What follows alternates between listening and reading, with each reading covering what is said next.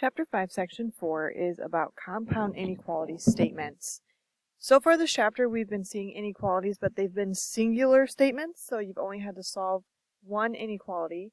What we're going to do now is extend this onto two different types of compound inequality statements, which is when you have more than one of those expressions that have a variable and then those inequality signs. So instead of just having one single inequality symbol, you're going to have more than one.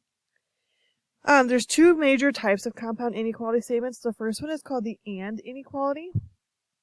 And when we graph these ones, what's going to happen is you're going to graph on a number line like normal. You're going to have your two solutions, whatever those numbers might be. So I'm just going to leave those blank because they could be really anything. Again, you're going to have to think about looking at those signs to figure out, do we need to have open circles? Do they need to be colored in because they include those equal signs?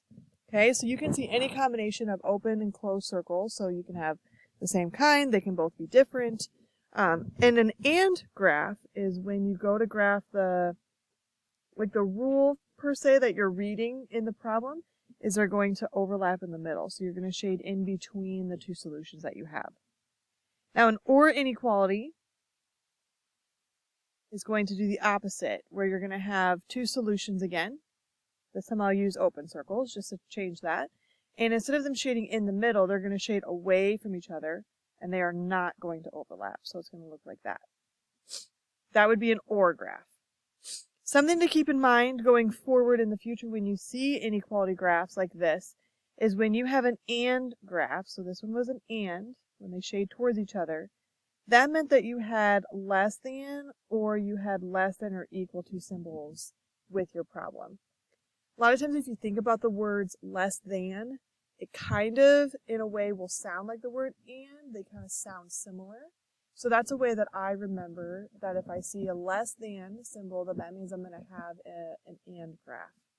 Now, if you have an OR graph, like this bottom one, OR would mean that you have greater than or equal to symbols instead. So, again, greater kind of sounds like OR because they both have that R sound to them. So if you see a greater than sign, that's going to tell you that you're going to have an OR graph. So the shading is going to go away from each other. What we're going to do first on these examples that I have is just practice graphing the two solution sets. So right now we're not doing any solving. We're just looking at the two solutions that they have and we're going to graph it whether it's an AND or it's an OR graph. So this first one says that x has to be greater than 2 and that's kind of that key word, x has to be less than 7. Because it says and here, that means it's going to look like that first graph I showed you.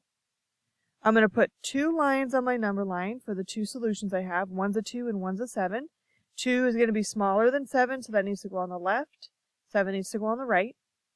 If I look at my inequality symbols, they don't have any equal to signs here. So I'm going to leave these circles open. And since it says and, that means that I'm going to shade in the middle, in between them. Which it makes sense if we think about what these are actually saying up here. This first one says x has to be greater than 2. Well, if I'm at 2 and I want to go greater than 2, that means I would need to shade to the right. If I'm at the second one that says x is less than 7, it means I start at 7 and I would have to go to the left. So see how they connect there in the middle. So that's why we're going to shade in between 2 and 7 there, because it's an AND graph. Now an OR graph is going to do the opposite thing. So this next one, I've got x has to be greater than 10 or x has to be less than or equal to 1. Again, I need to put 1 and 10 on my number line. So 1's going to go on the left, 10's going to go on the right. 10 is going to have an open circle because it just says greater than. And also if we think about this, x is greater than 10. Means if I'm at 10, I go to the right because I want all the numbers bigger than 10.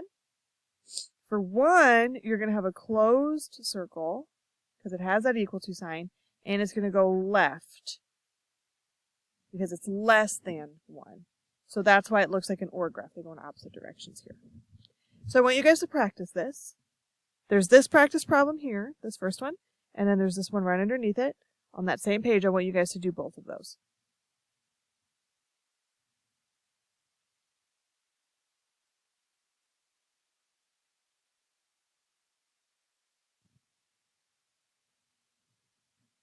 So to graph this first one, I put 7 on the left, 9 on the right. 7 was a closed circle. 9 was an open circle. So this is an example where we saw one of each type of symbol there. And it says and up here. So that means that you should have shaded in the middle. For your second practice problem, you should have put the -4 on the left and -2 on the right. Sometimes a mistake I see happen there is students will accidentally flip those numbers around. Make sure with those negatives that you're extra careful with how you're putting those on the number line. 4 is going to have a closed circle because it has the equal sign. -2 is also going to have a closed circle. This is an OR graph, so we're going to go in opposite directions of each other. Like that. Now, what we're going to get into next is when we actually have to take a big compound inequality equation, and they want us to actually solve the two separate equations that we need to be able to pull out, and then be able to graph them on the number line. So in order to do these types of problems, you're going to want to take your big compound statement, you're going to want to split it into two smaller statements, be able to solve them each separately, and then be able to graph them on the number line like we were just practicing. Now, a compound statement is going to look like what I have written right here. 5 is less than 2x plus 3 less than or equal to 9. So notice how there's two separate inequality systems or inequality signs. To set up the two equations, the first one that we did is they take that 5 less than the piece in the middle, 2x plus 3, and that's what they wrote here. The second one is they took that, let me circle this up a little bit differently so you can kind of see where they're getting these from. So here came the first one. And then the second one, they took that 2x plus 3 less than or equal to 9, and they wrote out that second inequality. So you can see how the middle piece, the 2x plus 3, got shared with both of these, and then they just grabbed the number and the inequality sign on either side there and put those in. Now, in order to solve these, solving looks very similar on both sides here. So on this one on the left, I would have subtracted 3 first from both sides. 5 minus 3 is giving us that 2. Bring down the less than sign, bring down the 2x. Then we're going to divide both sides by 2. So 2 divided by 2 is 1 less than x. Now, some students really don't like it when it's written like that because they think that's backwards. So what they did is they switched it around. So they put x first. They have to flip that symbol so that it still faces towards the x, and then the 1. Either way is okay. And either way really doesn't matter for these types of problems because we are dealing with these compound statements. So you'll eventually see them write it as one big compound answer down here like they have. So you can see how they kind of took that 1 less than x and they put that at the front of this answer. Now the second equation over here, they do the exact same steps. They subtracted 3 first, just like we did on the left-hand side. We have 2x less than or equal to 6, and then we divide by 2. And so they got x less than or equal to 3, and that also got dropped down here in my compound statement. Now when I go to graph it, I'm going to put my two solution numbers, the 1 and the 3, on here. One is going to have an open circle. 3 is going to have a closed circle. And then you have to shade. Now this doesn't tell us up in words that it's an and or an or statement. Remember at the very start of this lesson I said that certain symbols tell you what type of graph you're dealing with. So in my compound inequality here, I'm seeing less than symbols. Less than, or equal to. Remember I said less than is going to lead you towards an and graph. So that means that I'm really going to have to shade in between the 1 and the 3. So this would be an and graph. If those had been greater than symbols instead, it would be an or graph, and so they would shade away from each other. So I want you guys to go ahead and take a few minutes and do this practice problem.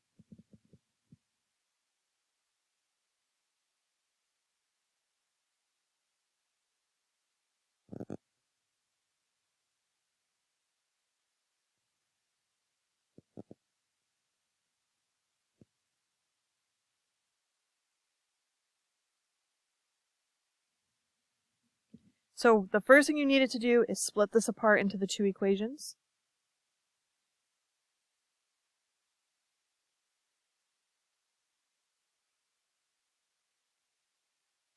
Then you need to solve them. So I would have subtracted 7. Again, the solving process looks the same on both sides. This side says -2 greater than 2x. Over here we have 2x greater than 2. Then I would have divided by 2 on both sides. This side would say -1 greater than x, or some of you might have wanted to switch that around. This one over here would say x is greater than 1. The only reason why I'm not switching it around is if I did want to write it as a compound answer, I would just drop everything down and just only write one x in the middle. I don't need to write it twice. And then I can look at this and say, okay, I'm seeing greater than symbols here.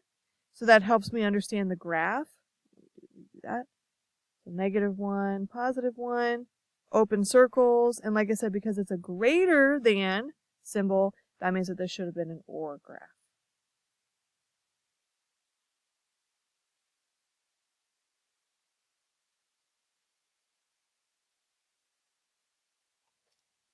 The last thing that we're going to do in this section is when they give you a number line, or they give you a graph, we are going to be able to write the compound statement that represents what that graph is showing us. Now there's two ways that you can write this out. So you can do answers that look similar to the ones that I just had on those examples when we were solving, where it's like a single statement, it's a compound statement with those answers. The other option is what you saw at the beginning of this lesson, where the two inequalities are written out separately and they have that word and or in the middle. I don't really have a preference as to how you write your answers here. So either option is okay as long as you're having the correct symbols written down, and if you are separating them, that you're putting the correct word and or in them. So I want you to kind of decide like what makes the most sense to you. I'm going to show you some examples and then I'm going to let you do some practice. So for this first one, what we really need to do first is figure out where are the solutions at. So look for those circles on the graph. So I see 1 at 3 and I see 1 at 8. Now if you notice 3 is filled in, so that means that my inequality sign is going to have an equal sign to it. 8 is open, so 8 is not going to have an equal sign with its inequality.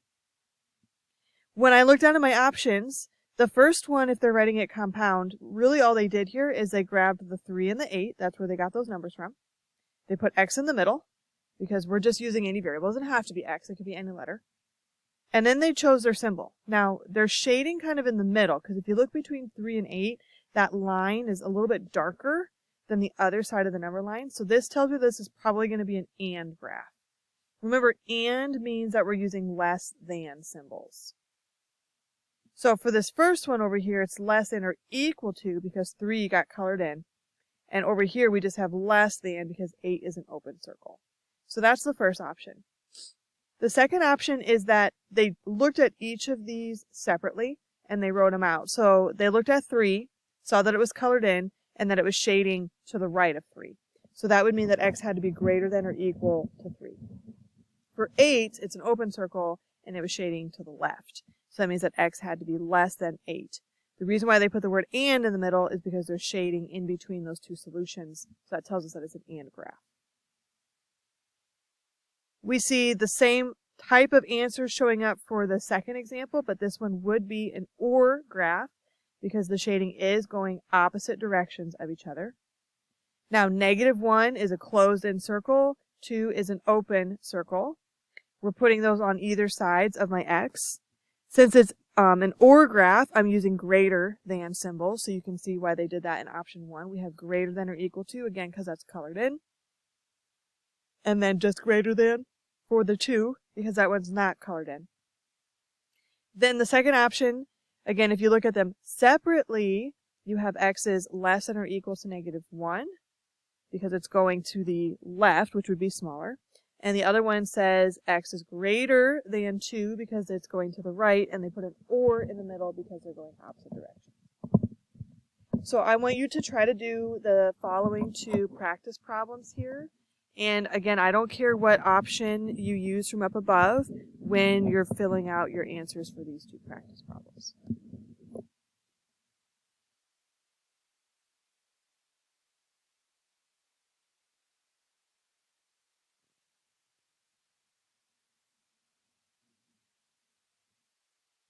For this first one, you could have had either of these two answers. You could have said 1 greater than or equal to x greater than or equal to 3.